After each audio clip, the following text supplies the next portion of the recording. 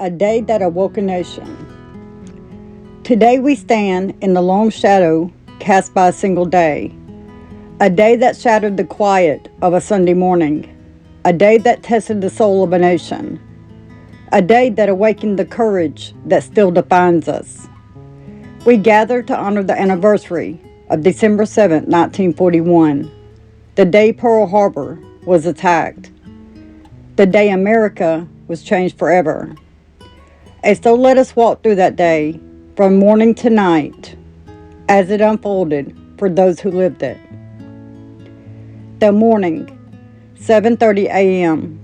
The sun rose over Hawaii like it always had.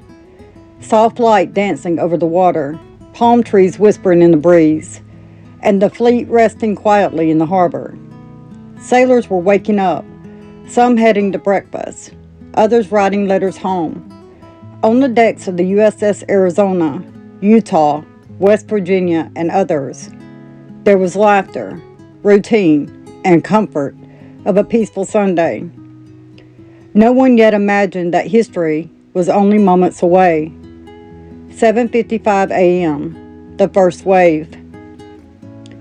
At 7:55 a.m., the sky changed.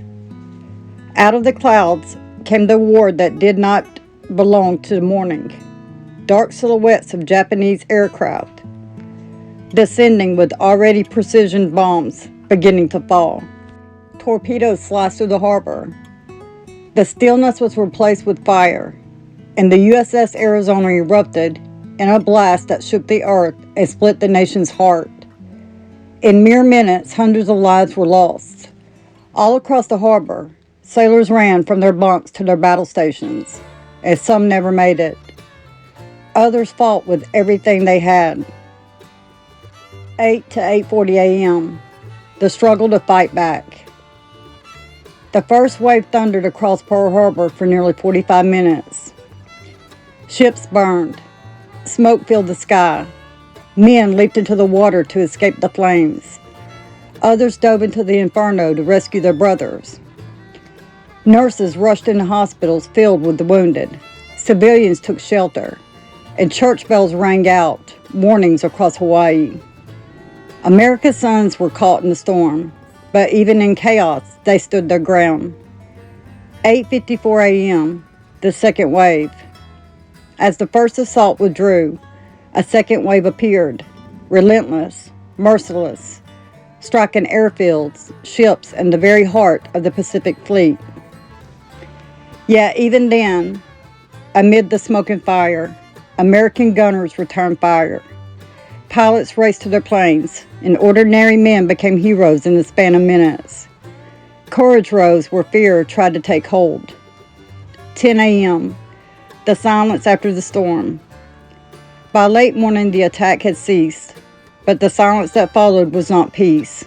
It was grief, shock, and disbelief. The harbor was a graveyard of steel and flame. The air smelled of smoke and salt water, and the survivors, dazed, exhausted, and wounded, began the terrible task of rescue, recovery, and counting the lost. More than 2,400 Americans were gone, hundreds more wounded, and battleships lay overturned by sinking. Yet even then, even in the ruins, America began to rise. As word spread across Hawaii, across the Pacific, and across the continental United States, families crowded around radios. Gasps, tears, and whispered prayers filled living rooms. The nation held its breath, and then it rallied. Recruitment offices filled, flags were raised, and a country that had slept in neutrality woke in unity. In the face of devastation, America remembered who she was. As night settled on December 7th, President Franklin D. Roosevelt prepared to address the nation. He gathered the words that would echo through generations. A date which would live in infamy. That night, families sat in silence as he spoke, hearts heavy but steadfast, grief present but resolve stronger still. America had been attacked, it struck, but America would never stay down. In the darkness of the night in 1941, soldiers stood ready on Hawaiian shores. Sailors searched the wounded waters of Pearl Harbor, and families prayed by their radios. And though the future seemed uncertain, one truth became clear: the United States would rise, and freedom would not fall. That night, a promise was born that the sacrifices made on that morning would never be forgotten. Today we honor the men and women of Pearl Harbor, those who fell, those who fought, and those who survived to tell the story, and those who carried the memory into the generations that followed. Their courage carved the path of history, their sacrifice protected the soul of a nation, and their legacy reminds us still. Freedom is never free. It is paid for by the brave. May we remember, may we honor, and may we never forget December 7, 1941, the day America awoke, the day heroes rose, and the day that still calls us to stand for what is right. God bless the fallen, God bless the living, and God bless the United States of America. Sergeant Oberg's footage of the attack on Pearl Harbor is an unexceptional Revere Model 88 motion picture camera that did something absolutely exceptional on Sunday, December 7, 1941. Before she could begin filming, the second wave of the attack began, and that drove her back toward the apartment for safety. She then noticed women and children running down 16th Street away from the Navy base, and she motioned some of them to come into the apartment for shelter even though she'd never seen them before. Only then did Ada retrieve the camera and begin filming.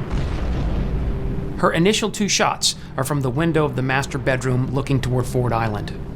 The first focuses on a massive plume of black smoke rising from USS California at berth F3, the southernmost berth of Battleship Row.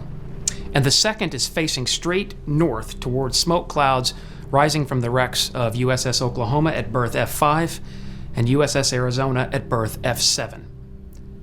Ada then proceeds downstairs, walks out into the courtyard, and films one shot over the roof of the northern wing of the apartment building. The time is shortly after 9:30 a.m. on December 7th, and her shot here captures a thick cloud of black smoke from the burning Mahan-class destroyer USS Shaw, which had exploded spectacularly a few minutes earlier in floating dry dock YFD-2.